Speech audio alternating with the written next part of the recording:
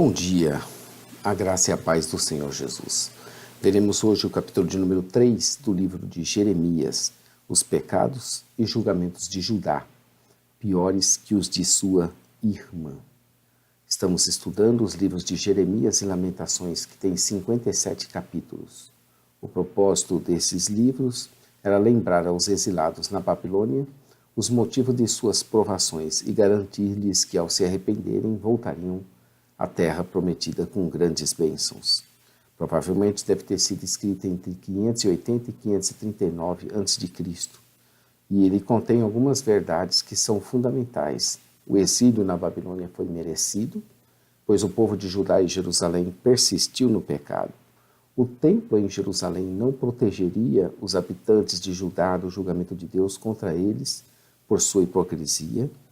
O povo deveria recusar os falsos profetas que proclamavam paz e segurança e aceitar a mensagem dos verdadeiros. A decisão divina de mandar o seu povo para o exílio seria seguida de restauração maravilhosa sob uma nova aliança. Jeremias profetizou durante os reinados dos últimos monarcas de Judá, na ordem Josias, Jeoacás, Joaquim, Zedequias. Ele viveu mais ou menos 70 anos e foi considerado um profeta emotivo, tanto que isso lhe garantiu a alcunha de profeta chorão. Mas ele atuou como mediador em palavras, orações, sermões, e podemos ver Cristo Jesus em Jeremias, na certeza de restauração do exílio, expressa pelo profeta, na esperança do povo de Deus, num novo período da aliança repleto de bênçãos, onde Jesus seria o Senhor da aliança, o filho de Davi, o sacerdote que deu início às maravilhas dos últimos dias com seu ministério aqui na terra. Nos dias de hoje, ele continua realizando essa obra de restauração que será completada quando ele voltar em glória. Eu sou o pastor Daniel Deusdete da Semeadores. Estamos todos os dias aqui com essa palavra, semeando mensagem de vida para o seu coração. Semeando a palavra de adoração a esse Deus que nos criou, que nos formou e que em breve voltará. Estamos aguardando a sua vinda. Começamos nosso projeto com a Bíblia em 2016 e iremos concluir em 2019. Abra aí agora a sua Bíblia no capítulo de número 3 do livro de Jeremias, para você fazer uma leitura prévia antes de nos ouvir. E mantenha aberto também para nos seguir. Se preferir, no nosso blog site jamaisdesista.com.br você vai encontrar a parte escrita que vai te auxiliar na hora de você acompanhar o que estamos falando. Nós estamos concluindo a terceira parte de nossa divisão proposta de 18 delas, do livro de Jeremias e Lamentações. Terceira parte, pleito inicial contra Judá. Começou no capítulo 2 e termina neste capítulo no versículo 5. Nós estamos vendo Jeremias relatar como Deus declarou Judá culpada de grandes violações. Até o verso 5 deste capítulo, estamos vendo que as profecias são feitas no contexto do tribunal divino, do qual é feita a convocação e são feitas também acusações. Como em muitos pleitos legais desse tipo, Deus ressalta os pecados do povo, enfatizando a sua bondade para com ele. O profeta emprega várias imagens sexuais vívidas, a fim de chamar a atenção para o envolvimento dos judaítas com rituais de fertilidade cananeus. A metáfora da noiva dá lugar agora à imagem do divórcio. A lei por trás dessa pergunta encontra-se em Deuteronômio 24, de 1 a 4. A natureza definitiva do divórcio, o ponto central da lei em questão, também serve de base para o argumento desse versículo. A resposta à sua pergunta é: não mais tornará ele a ela por causa da poluição daquela terra. Judá tinha se maculado com os seus muito amantes, mas mesmo assim o Senhor pedia a ela para tornar-se para ele. Nos versos 2 a 5, Deus acusa Judá de infidelidade de todas as maneiras possíveis, a fim de enfatizar a seriedade do fato de seu povo ter se afastado dele. Até os tempos e as estações foram afetados, mas a sua fronte era de uma prostituta sem vergonha. Judá se mostrava insensível e impenitente. Apesar disso, invocavam a Deus como seu pai e amigo, dizendo que tinham sido guiados desde a mocidade. Eles não entendiam por que Deus retinha a sua ira para com eles, nem porque continuamente estava indignado.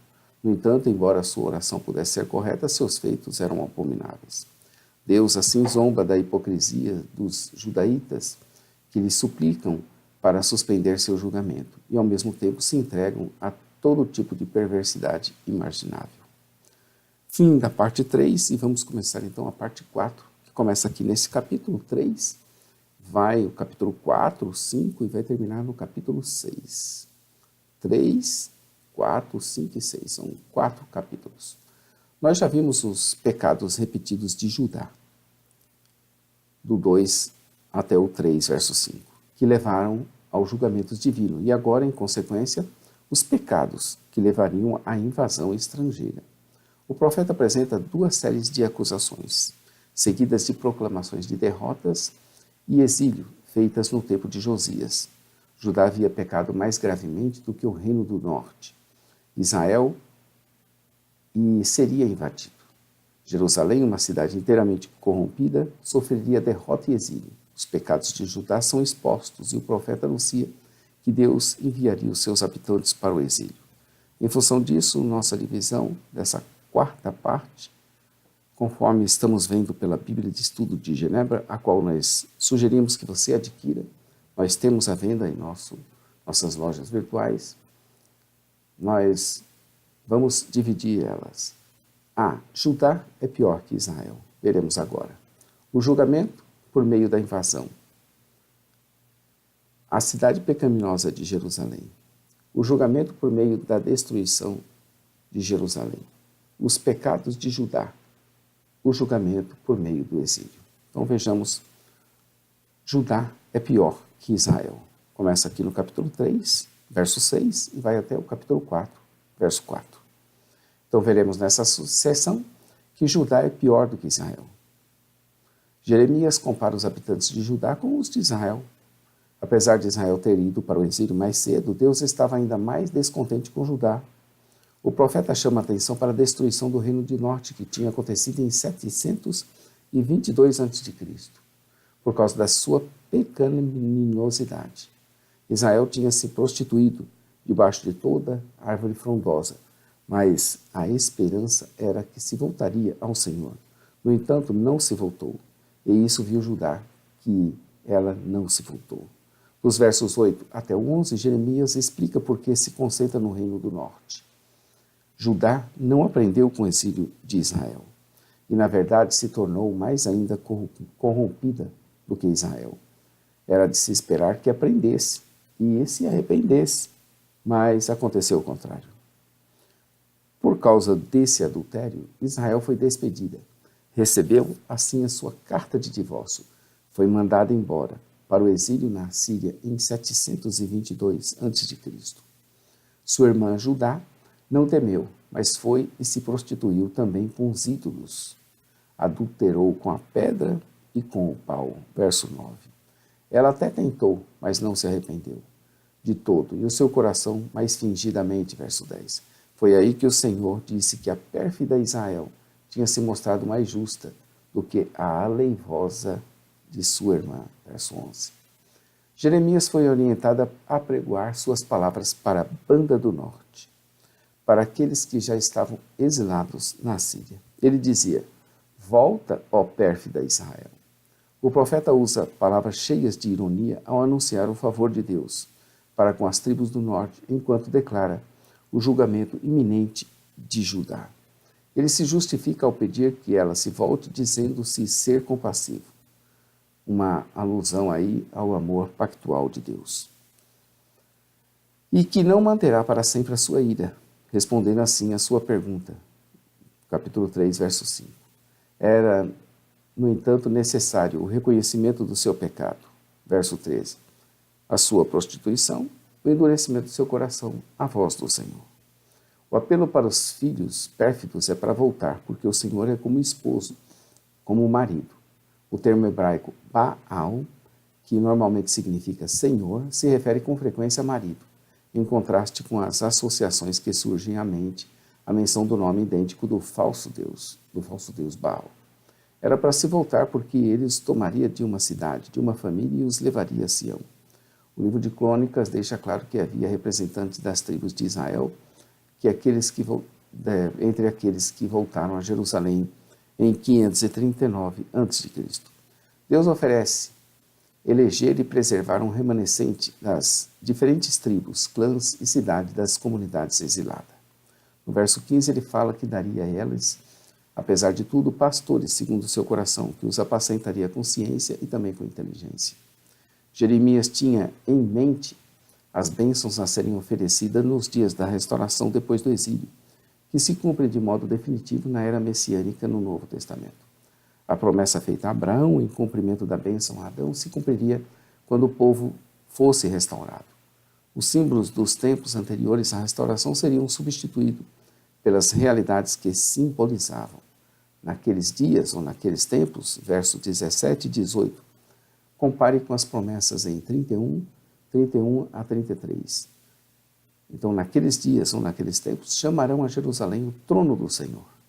Não se trata mais de uma referência à arca.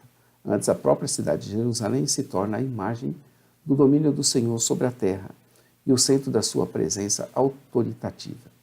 Na grande era da salvação depois do exílio, a terra toda seria transformada na sala do trono de Deus, e todas as nações se ajuntarão a ela.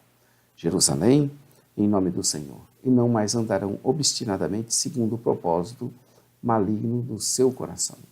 Hoje ainda temos essa contradição em nós, de querendo fazer o bem, fazermos o mal, e o mal que tanto detestamos, esse fazemos. Romanos 7, verso 15, confere aí. A tendência do homem é o pecado, e a sua vontade é cativa à sua carne. Por isso que se endurece contra o Senhor. Mas em Cristo Jesus, esse homem é liberto. Deus continuou a expressar a sinceridade do seu povo, do seu desejo de ver o seu povo a se arrepender, para que ele pudesse abençoá-lo. E lamentou que escolheram se apartar dele, aleivosamente, como uma mulher que se afasta perfidamente do Senhor. Agora ele lhes fala e lhes ordena que voltem, para que sejam curados das suas infidelidades. Então, para o endurecimento do coração, a cura, desde que se volte para o Senhor. Um convite paralelo ao de Oséias 14, 4. Se os israelitas se arrependessem, Deus curaria o seu povo. A confiança nos outeiros e nas orgias não seria de nenhum proveito, mas só no Senhor estaria a salvação de Israel. O capítulo 3 começa com o verso 1 dizendo, eles dizem, se um homem despedir sua mulher e ela se desligar dele e se ajuntar a outro homem, porventura tornará ele mais para ela? Não se poluiria de todo aquela terra? Ora, tu me maculaste com muitos amantes, mas ainda assim, torna para mim, diz o Senhor. E o verso de número 25 está escrito, deitemo-nos em nossa vergonha e cubra-nos a nossa confusão, porque temos pecado contra o Senhor nosso Deus, nós e nosso Pai, desde a nossa mocidade até o dia de hoje, e não demos ouvidos à voz do Senhor nosso Deus. Tudo foi consumido pela coisa vergonhosa, verso 24, que devorou rebanhos, gados, filhos e filhas. Uma antítese da bênção de Deuteronômio 7:13. Era comum sacrificar crianças a deuses pagãos, que faziam Judá se aprofundar cada vez mais em seu terrível pecado. No verso 25 ocorre um reconhecimento de sua vergonha e o porquê da sua confusão. Judá tinha pecado contra o Senhor, seu Deus, desde a sua mocidade, até aqueles dias, sem dar ouvidos à voz do Senhor, seu Deus. Amanhã estaremos aqui com o capítulo de número 14, onde Jeremias vai advertir Judá de que ela vai ser destruída e invadida. Fique conosco, curta aí nosso vídeo, inscreva-se em nosso canal, conheça nosso blog, site jamaisdesista.com.br, onde a parte escrita você vai ver dentro desse blog. Conheça também nossa loja virtual, semeadores.com.br, nossa loja física no centro de Taguatinga, com nosso escritório. Às 8h30, Momento Missionário, dentro do seu ministério, da Igreja Ministério Os Semeadores. E às 15 horas dos sábados, Pastor Johnny Ramos e Pastora Janira Ramos, diretamente da Suécia, pela Igreja Ministério Os Semeadores. A todos um bom dia, fiquem com Deus. Maranata, ora, ora, vem, Senhor Jesus. Deus abençoe seu dia, sua vida e seu ministério, queridos.